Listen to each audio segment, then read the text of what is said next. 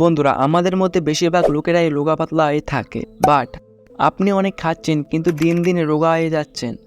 আজকাল বডি বানাতে কে না চায়, আসলে খাবার খেলে যে বডি হয় সেটা কিন্তু না, খাবারের পাশাপাশি আপনাদেরকে শারীরিক চর্চা করতেও হবে।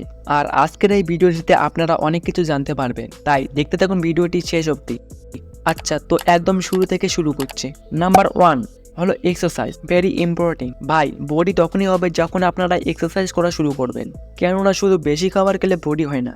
বডি বানাতে হলে এক্সারসাইজ খুব জরুরি। তাই ভিডিও শেষে 3 বেস্ট এক্সারসাইজ নিয়ে এসেছি, যেগুলো এক্সারসাইজ আপনার বডি গ্রোথ করতে সাহায্য করবে। তাই দেখতে থাকুন ভিডিওটি শেষ অবধি। Number 2, protein. এক্সারসাইজ করতে হলে আপনাদেরকে প্রোটিনের খুব দরকার, আর শরীরে প্রোটিন না থাকলে মাসেল গ্রোথ হবে না। এখন আপনারা বলবেন যে ভাই, শরীরে প্রোটিন কীভাবে বাড়াবো?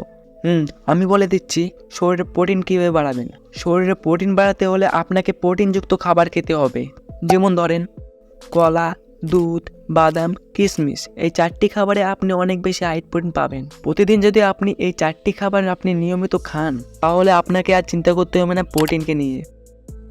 Number 3, one mistake. আমরা সবাই জানি মাস্টারবেশন আমাদের শরীরের জন্য কতটা ক্ষতিকর।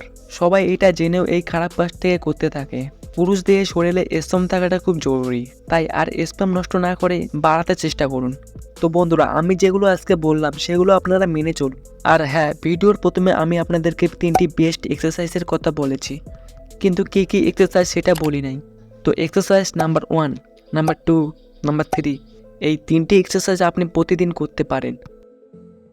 আর হ্যাঁ, যদি আপনারা এখনও ভিডিওটি দেখতেছেন তাহলে কমেন্টে 1D লিখে জানিয়ে দেবেন। আর যদি আপনারা হাতের পেশি মোটা করতে চান, তাহলে ভিডিওর স্ক্রিনে একটি ভিডিও শো করতেছে, ওখানে ক্লিক করুন।